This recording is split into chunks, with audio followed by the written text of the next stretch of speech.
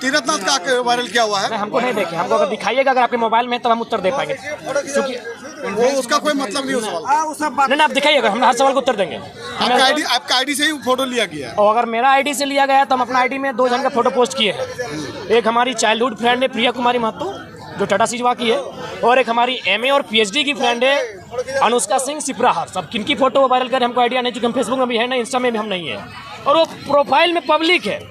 जो भी फोटो अगर वायरल किया जा रहा है वो पब्लिक है।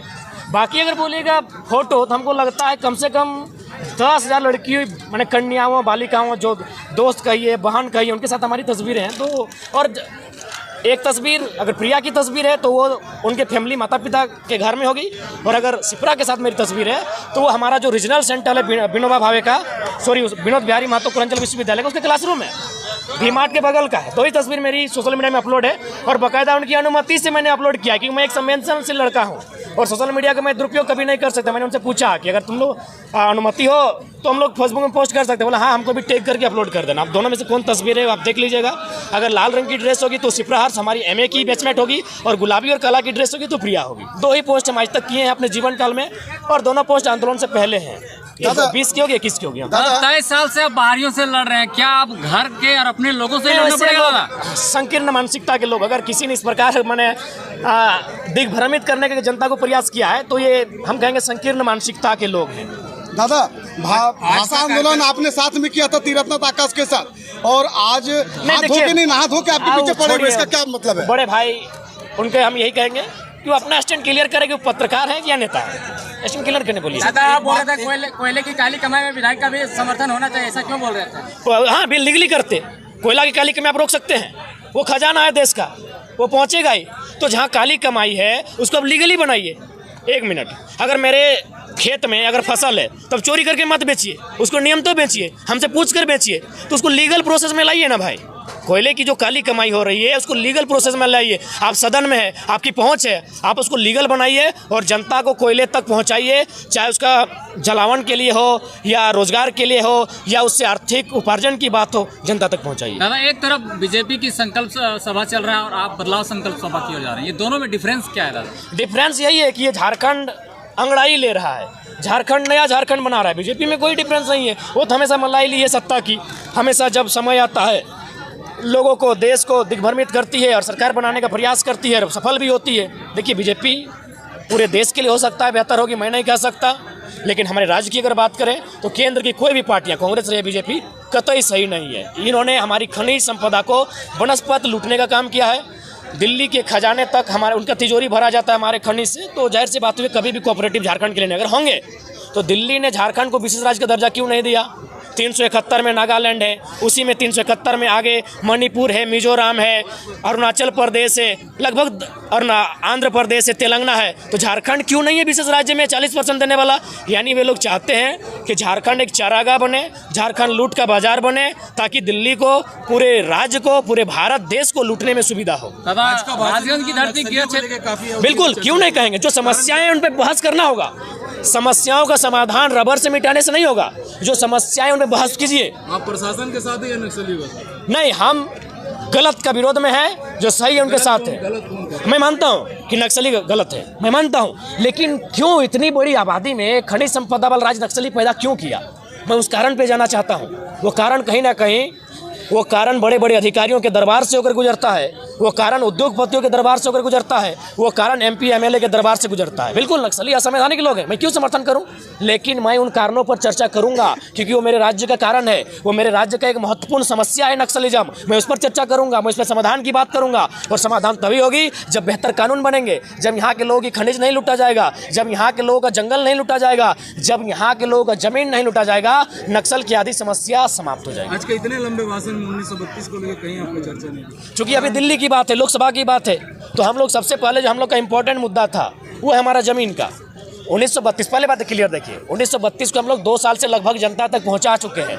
अब बारी है कि जमीन के बारे में पहुंचाने की। आज यहाँ इंपॉर्टेंट जमीन इसलिए था कि ये राजगंज है, यहाँ 4 गो मेन सड़क है। यदि लोग अपने ज़मीन के महत्व को नहीं समझेंगे तो कोई भी अपना बेटी का बिहार में बेच देगा, बेटा का पढ़ाई में बेच देगा, बाप का दवाई में बेच देगा, मोबाइल खरीदने के लिए, गाड़ी खरीदने के लिए बेच देगा। इसीलिए यहाँ जरूरी था कि ज़मीन के महत्व को बताना, इसीलिए मैंने यहाँ फोकस किया ज़मीन पर।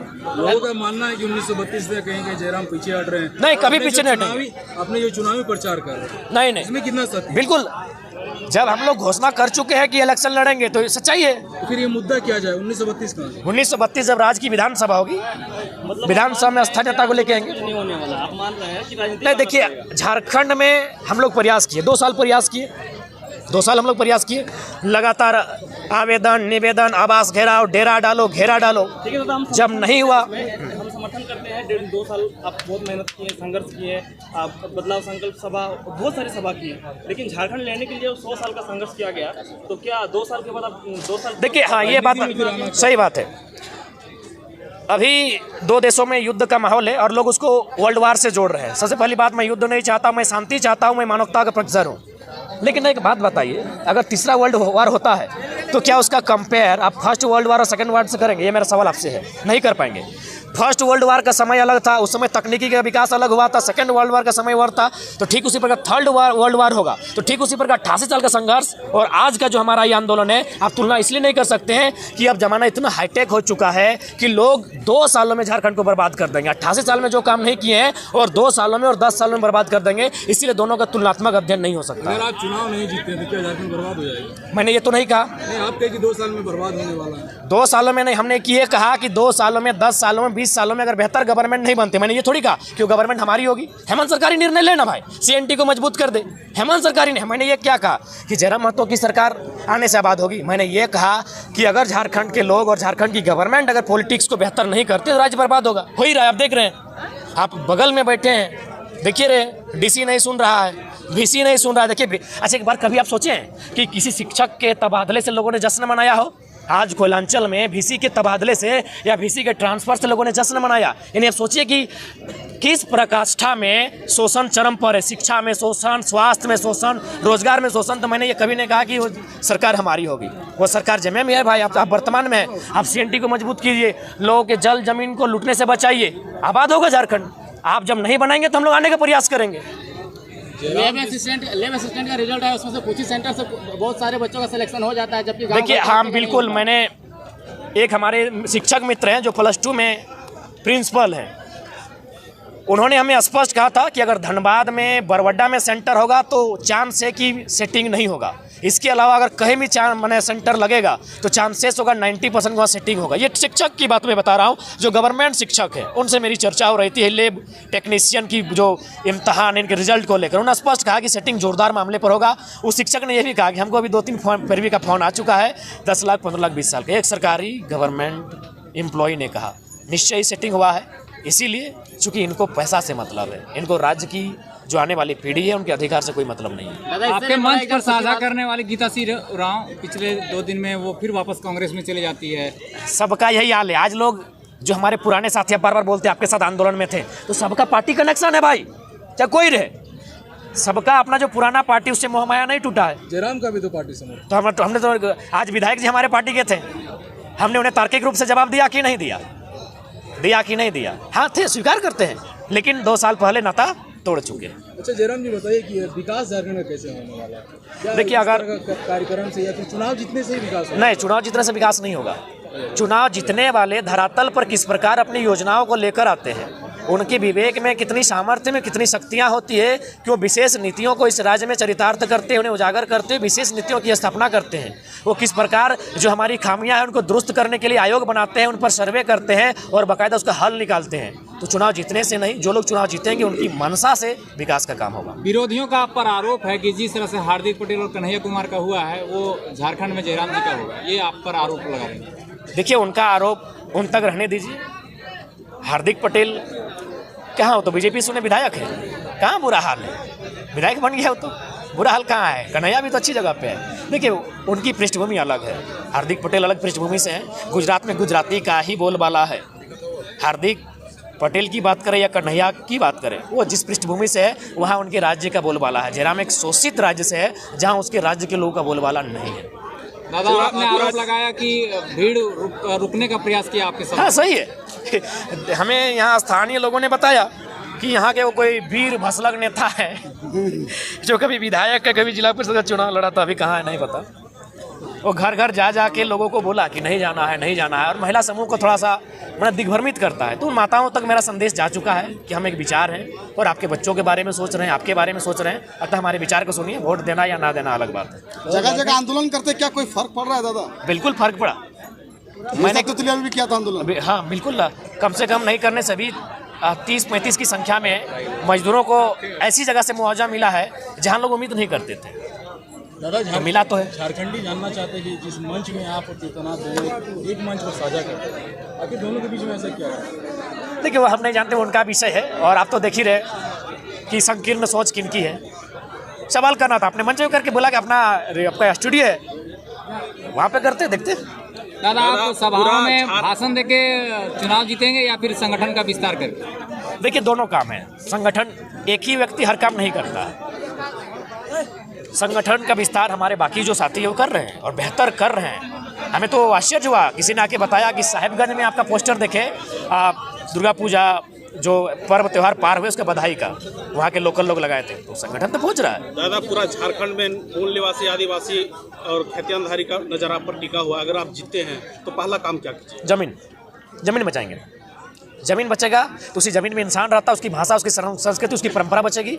उसके बाद बात करेंगे खतियान आधारित स्थानीय नीति, इस राज्य में घोरना लगाने का काम करेंगे ताकि बाहर के लोग गलत तरीके से यहाँ प्रवेश नहीं करें। अच्छा एक बात बताइए, मैं मीडिया के सामने कहूँगा, क्या हमने किसी प्रोफेसर का विरोध किया है? वो नेशनल इशू है, हमारे यूनिवर्सिटी में आ सकते हैं, बिहार का, यूपी का है। अब चपरासी बन के लोग चोरी से सर्टिफिकेट बना के आएगा, गलत है कि नहीं है? क्या आप लोग मतलब आप लोग क्या चाहते हैं कि झारखंड के अधिकार को लूट ले, इनकी रोजगार को लूट ले, इनके खेत खलिहान को लूट ले? कहाँ गलत है भाई? बिहार में बिहार, यूपी में यूपी, बंगाल में बंगाली, तो झारखंड में झारखंडी। आप आइए बिजनेस कीजिए, आप आइए जो प्राइवेट सेक्टर 25% में आइए, आप गवर्नमेंट सेक्टर में 10 में आइए। हमने तो ये कभी नहीं कहा, लेकिन आप कहिएगा कि ये राज्य में कोई मतलब नहीं है, आप दिवाली बनाएंगे झारखंड में और छठ मनाएंगे यूपी बिहार में और बोलेगा हम झारखंडी हैं, ये स्वीकार नहीं होगा। बेंगलोर में किस प्रकार का सभा कर रहे थे दादा? बेंगलोर में इंजीनियर लोगों की सभा है। अब वहाँ मजदूर भी आएंगे, ऐसा बात नहीं, इंजीनियर से मजदूर नहीं आएंगे, लेकिन मुख्यतः वहाँ जो हमारे इंजीनियर्स रहते हैं, क्योंकि जब आप झारखंड सुधारने की बात कर रहे हैं, झारखंड की स्थिति को बदलने की बात कर रहे हैं, तो उसमें चपरासी भी आएगा, उसमें जमादार भी आएगा, उसमें हवालदार भी आएगा, उसमें रिक्शा पुलर भी आएगा, उसमें टोंगा पुलर भी आएगा और उसमें इंजीनियर भी आएगा। कितने दिनों का सभा है? 3 दिन का है, 3 दिन उधर रहेंगे। बातें ये सामने आ रही है कि सोशल मीडिया में जो भी आपके विरोध में पोस्ट करते हैं या ऐसा पोस्ट नहीं जिसमें टाइगर को फायदा नहीं है, तो उसमें अभद्र भाषा का कमेंट आता है, उसमें क्या कीजिए? देखिए हम तो सबसे पहली बात, अच्छा एक बात बताइए, हम मानते हैं कि हमारे संगठन में कुछ साथी हैं जो शायद कभी उन्होंने अभद्र भाषा का प्रयोग किया होगा, उसके लिए हम क्षमा प्रार्थी हैं। भी आता है, वो सही है या गलत? देखिए पूरा आप पब्लिक पे नहीं जा सकते हैं। अगर मेरे संगठन के साथी हैं, जैसे नाम जैसे दीपक, अगर दीपक गलत करता है तो हम इसको बोलेंगे कि वो टिप्पणी नहीं करें। जैसे लालू दा है, आपके सुरेंद्र दा है, जो हमारे चेहरे हैं। आप बताइए झारखंड में नहीं करने से भी, लगभग नहीं करने से भी लाखों लोग हमारे समर्थक हैं।